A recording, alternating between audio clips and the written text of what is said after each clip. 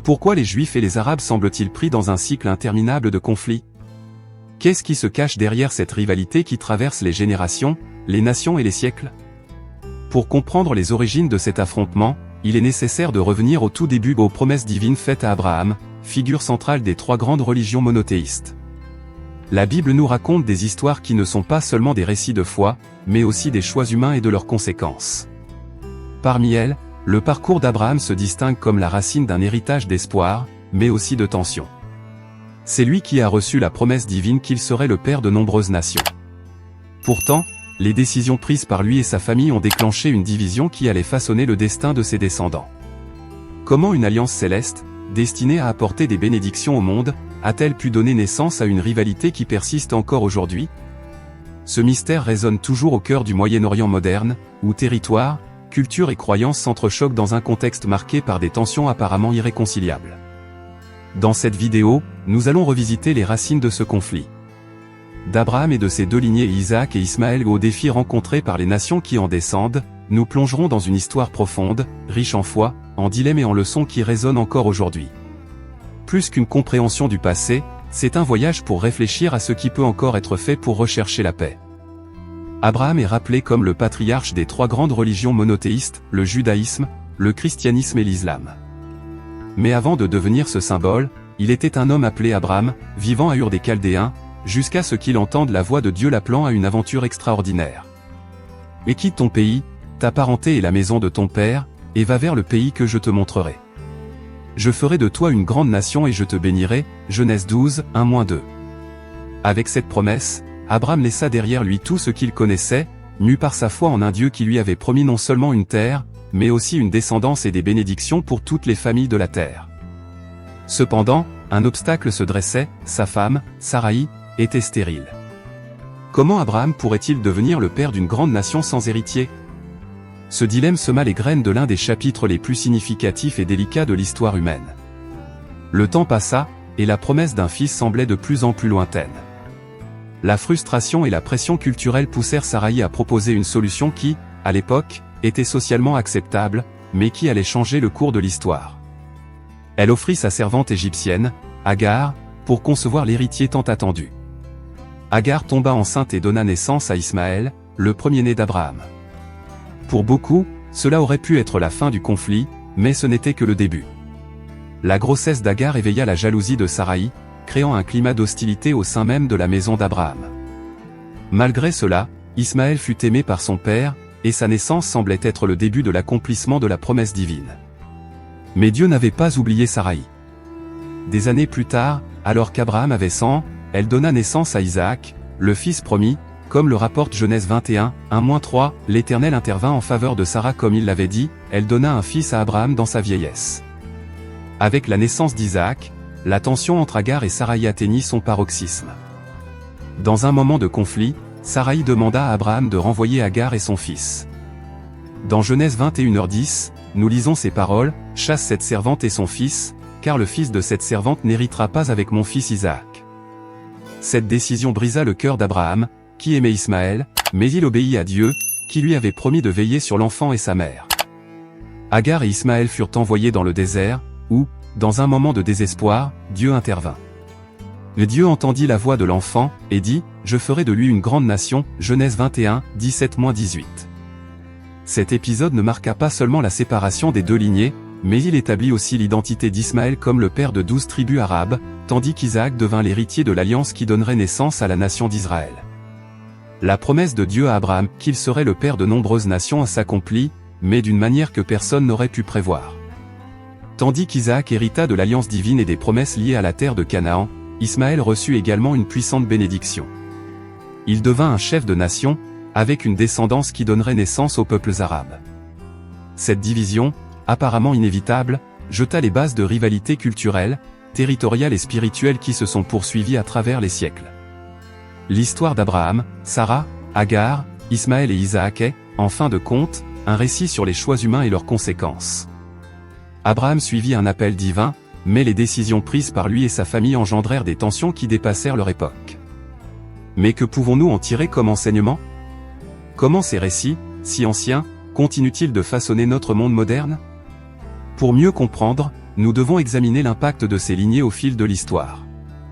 Quand Isaac naquit, la promesse de Dieu à Abraham sembla enfin se réaliser. Sarah, qui avait autrefois souffert de la stérilité, tenait désormais dans ses bras son fils, l'héritier légitime.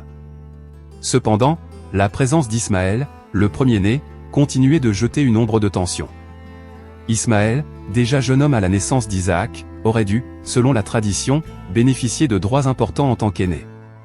Mais Dieu avait d'autres plans, et le déroulement de cette histoire allait s'avérer complexe. La naissance d'Isaac accentua les rivalités au sein de la maison d'Abraham. Sarah perçut Agar et Ismaël comme une menace, craignant que ce dernier ne revendique l'avenir de son fils. Cette tension atteignit son apogée lorsque Sarah exigea qu'Agar et Ismaël soient expulsés. Dans Genèse 21h10, nous lisons les paroles de Sarah, « Chasse cette servante et son fils, car le fils de cette servante n'héritera pas avec mon fils Isaac. » Déchiré entre son amour pour Ismaël et le besoin de préserver la paix dans sa maison, Abraham chercha conseil auprès de Dieu. Celui-ci le rassura, promettant de veiller sur Ismaël et de faire de lui une grande nation. Le cœur lourd, Abraham se résigna à renvoyer Agar et Ismaël dans le désert. Dans le désert, Agar vécut l'un des moments les plus dramatiques de la Bible. À court d'eau et craignant pour la vie de son fils, elle pleura et implora de l'aide. C'est alors que Dieu intervint de manière puissante, réconfortant Agar et lui révélant un puits d'eau à proximité. La promesse divine fut réaffirmée, Ismaël deviendrait le père de 12 princes et fonderait une grande nation. Cet événement marqua non seulement leur survie, mais aussi le début de l'identité des descendants d'Ismaël, qui allaient devenir les peuples arabes. Depuis le désert de Paran, Ismaël grandit et devint un archer habile, inaugurant une lignée qui prospérerait de manière indépendante. Pendant ce temps, Isaac restait dans la maison d'Abraham, recevant l'éducation et la formation nécessaires pour hériter de l'alliance divine. Dieu réitéra la promesse qu'Isaac serait le canal à travers lequel les nations seraient bénies, et que sa lignée donnerait naissance au peuple d'Israël. Le rôle d'Isaac comme héritier choisi fut central pour l'identité de ses descendants, tandis qu'Ismaël suivait un chemin différent, mais tout aussi significatif. Cependant, la séparation entre les deux frères allait au-delà des questions familiales. Elle représentait une divergence de destin spirituel et culturel. L'alliance éternelle de Dieu fut promise à Isaac, mais Ismaël ne fut pas oublié, il reçut une bénédiction distincte, destinée à faire de lui un chef puissant. Ces promesses divergentes engendrèrent des récits conflictuels qui allaient façonner les deux peuples au fil de l'histoire. Malgré tout, il y eut des moments où les différences furent mises de côté. À la mort d'Abraham, Isaac et Ismaël se réunirent pour l'enterrer, un événement symbolisant qu'au-delà des divisions, un lien inaltérable subsistait entre eux. Ce geste de respect et d'unité résonne comme un rappel que les conflits humains peuvent parfois être surmontés, ne serait-ce que brièvement. Les descendants d'Ismaël, connus sous le nom d'Ismaélites, se distinguèrent par leur influence dans le commerce et leur capacité à s'adapter aux rigueurs du désert. Au fil du temps, ils devinrent une force importante dans la région, contribuant au développement culturel et économique du Moyen-Orient. De leur côté, les descendants d'Isaac formèrent les 12 tribus d'Israël, qui s'établirent dans la terre promise et bâtirent une identité nationale enracinée dans leur alliance avec Dieu. Ces deux trajectoires, bien que distinctes, s'entrecroisaient souvent. La Bible évoque des épisodes de tension entre Ismaélites et Israélites, mais aussi des moments de coopération. Cependant, avec les siècles, les différences culturelles et spirituelles s'approfondirent, posant les bases de rivalité qui perdurent encore aujourd'hui. Ce qui rend cette histoire encore plus fascinante, c'est la manière dont les récits d'Isaac et d'Ismaël s'entrelacent avec les identités religieuses qui en découlèrent. Pour les Juifs, Isaac est le fils de la promesse, tandis que pour les musulmans, Ismaël est considéré comme l'héritier légitime des bénédictions d'Abraham. Ces perspectives divergentes ont nourri non seulement la fierté culturelle, mais aussi des tensions religieuses qui se sont prolongées à travers les générations. L'histoire d'Isaac et d'Ismaël ne concerne pas seulement deux frères et leurs familles, mais illustre comment les décisions et les circonstances humaines peuvent engendrer des conséquences qui résonnent à travers les siècles. En suivant l'appel de Dieu, Abraham a initié un chemin de foi, mais les choix faits au long de son voyage ont créé une division qui a façonné le cours de l'histoire. Aujourd'hui, alors que nous observons les conflits qui persistent au Moyen-Orient, il est impossible d'ignorer les racines anciennes de ces disputes. Les lignées d'Isaac et d'Ismaël témoignent à la fois de la foi et de la complexité des relations humaines. Elles nous invitent à réfléchir sur la manière dont les récits anciens peuvent offrir des leçons de réconciliation et de coexistence. L'histoire d'Ismaël et d'Isaac n'a pas seulement façonné les récits spirituels de leurs descendants, mais elle a également eu un impact profond sur le cours de l'histoire humaine. Après les événements qui séparèrent ces deux lignées, chacune suivit un chemin distinct mais connecté, créant des ponts et des rivalités qui influencèrent les événements ultérieurs au Moyen-Orient et au-delà. Agar et Ismaël s'installèrent dans le désert de Paran, où la promesse de Dieu commença à se réaliser. Ismaël grandit et devint un chef, formant une grande famille composée de 12 fils, connus comme des princes. Ils donnèrent naissance aux tribus arabes, célèbres pour leur résilience face aux rigueurs du désert et pour leur expertise dans le commerce et la navigation. Ces peuples jouèrent un rôle crucial dans le développement économique et culturel de la région, établissant des routes commerciales reliant l'Asie, l'Afrique et l'Europe. De son côté, Isaac resta dans la terre promise, héritant de l'alliance faite par Dieu avec Abraham. Ses descendants formèrent les 12 tribus d'Israël, qui s'implantèrent dans la terre de Canaan. Bien que séparés géographiquement et culturellement, les deux groupes interagissaient régulièrement, parfois pacifiquement, mais souvent dans la confrontation. Les Ismaélites apparaissent dans les Écritures comme un peuple nomade traversant les terres de Canaan. Un exemple marquant de cette interaction se trouve dans l'histoire de Joseph, fils de Jacob. Vendu par ses frères par jalousie, Joseph fut conduit en Égypte par des marchands ismaélites. Cet épisode symbolise l'interconnexion entre ces deux lignées, même dans des circonstances empreintes de tension. Au fil des siècles, les identités des descendants d'Ismaël et d'Isaac se consolidèrent. Les Israélites, qui devinrent plus tard le peuple d'Israël, développèrent une forte identité nationale et religieuse centrée sur l'alliance avec Dieu et la terre promise. Les descendants d'Ismaël, quant à eux, prospérèrent comme peuples arabes, contribuant à la diversité culturelle et politique du Moyen-Orient. Avec l'émergence de l'islam au X-siècle, la lignée d'Ismaël acquit une importance encore plus grande sur les plans historiques et spirituels. Le prophète Mahomet, considéré par les musulmans comme un descendant d'Ismaël, établit un lien solide entre l'islam et l'héritage abrahamique. Cette revendication renforça l'identité arabe et accentua les différences narratives entre les traditions juives et islamiques, notamment en ce qui concerne la promesse faite par Dieu à Abraham.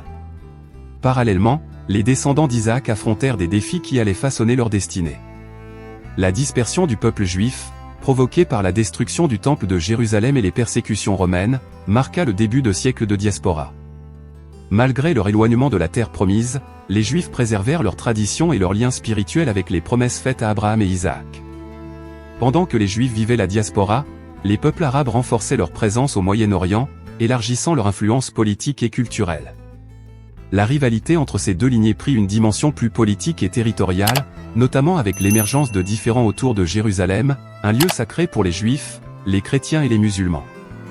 La domination de la région par différents empires comme les empires ottomans, byzantins et, plus tard, britanniques ne fit qu'exacerber les tensions. Chaque groupe cherchait à revendiquer son droit historique et spirituel sur cette terre, alimentant des conflits intensifiés par les dynamiques coloniales et la montée des mouvements nationalistes au XX et XX siècles. Avec la création de l'État d'Israël en 1948, les anciennes rivalités prirent une nouvelle dimension. À partir de ce moment, les descendants modernes d'Isaac et d'Ismaël se retrouvèrent de nouveau dans une lutte pour l'identité et le territoire. Tandis qu'Israël cherchait à s'établir comme un État juif, les peuples arabes, en particulier les Palestiniens, considéraient la création d'Israël comme une menace directe à leurs propres revendications territoriales. La promesse faite à Abraham, selon laquelle il serait le père de nombreuses nations, semble aujourd'hui davantage refléter un champ de conflit qu'une unité. Cependant, il est essentiel de se rappeler que l'origine de ce conflit n'est pas seulement politique ou territoriale, mais aussi profondément spirituelle. Les récits d'Ismaël et d'Isaac n'ont pas seulement façonné les traditions religieuses juives, chrétiennes et islamiques, mais ont également créé un sentiment d'identité fondamentale pour chaque groupe. Malgré cela, des moments d'interaction pacifique et même de réconciliation jalonnent l'histoire. Il rappelle que, bien que les divisions soient profondes, il existe toujours une possibilité de trouver un terrain d'entente. L'histoire d'Ismaël et d'Isaac est, en fin de compte, une histoire humaine avec ses triomphes et ses échecs, ses promesses et ses malentendus. En regardant le passé, il apparaît que le désert de Paran et la terre de Canaan n'étaient pas seulement des lieux géographiques, mais des symboles des parcours spirituels et émotionnels de ces lignées. Ces terres restent aujourd'hui le théâtre où se rencontrent histoires anciennes et modernes, montrant que, même si les divisions persistent, l'espoir d'unité et de réconciliation n'est jamais complètement perdu. Le conflit entre Juifs et Arabes, qui remonte au récit d'Isaac et d'Ismaël, a pris de nouvelles dimensions à l'ère moderne, notamment avec l'émergence du mouvement sioniste à la fin du XVIe siècle et la création de l'État d'Israël en 1948. Bien que les racines spirituelles de ce conflit soient profondes, le contexte moderne l'a transformé en une lutte territoriale, politique et identitaire. À la fin du VIe siècle, de nombreux Juifs, dispersés par la diaspora et confrontés à des persécutions dans diverses parties du monde, ont commencé à envisager un retour à leur terre ancestrale. Le mouvement sioniste, mené par des figures comme Theodor Herzl, prônait la création d'un foyer national juif en Palestine, un territoire alors sous le contrôle de l'Empire ottoman et habité principalement par des Arabes musulmans et chrétiens. Cette vision, alimentée par des siècles de connexion spirituelle avec la terre promise, a immédiatement suscité une résistance parmi les populations arabes locales, qui craignaient de perdre leur terre et leur autonomie. Après la Première Guerre mondiale, avec l'effondrement de l'Empire ottoman, la Palestine passa sous administration britannique conformément au mandat de la Société des Nations. Pendant cette période, l'immigration juive dans la région augmenta considérablement, encouragée par des promesses britanniques comme la déclaration Balfour de 1917, qui soutenait l'établissement d'un « foyer national pour le peuple juif » en Palestine. Cette augmentation de population intensifia les tensions entre juifs et arabes, menant à des violences et à des ressentiments croissants. La Seconde Guerre mondiale et l'Holocauste donnèrent une urgence nouvelle à la cause sioniste. La communauté internationale commença à reconnaître la nécessité d'un refuge sûr pour les Juifs, conduisant au plan de partage de la Palestine proposé par l'ONU en 1947. Ce plan prévoyait la création de 2 États, un Juif et un Arabe, avec Jérusalem sous administration internationale. Cependant, cette solution fut rejetée par les dirigeants arabes, qui considéraient le partage comme une imposition et une injustice historique. Le 14 mai 1948, Israël déclara son indépendance, marquant le début d'un nouveau chapitre dans ce conflit. Les pays arabes voisins déclarèrent immédiatement la guerre au nouvel État, déclenchant la première guerre israélo-arabe. Bien qu'Israël survécut et étendit son territoire au-delà des limites prévues par l'ONU, des centaines de milliers de Palestiniens furent déplacés de leurs terres, créant la crise des réfugiés palestiniens qui perdure encore aujourd'hui. Au cours des décennies suivantes, le conflit évolua, marqué par des guerres, des occupations et des négociations infructueuses. La guerre des 6 jours, en 1967, fut un tournant majeur. Israël occupa la Cisjordanie, Gaza, Jérusalem-Est, le plateau du Golan et le Sinaï. Cette occupation renforça les revendications territoriales israéliennes, mais solidifia également la résistance palestinienne et arabe.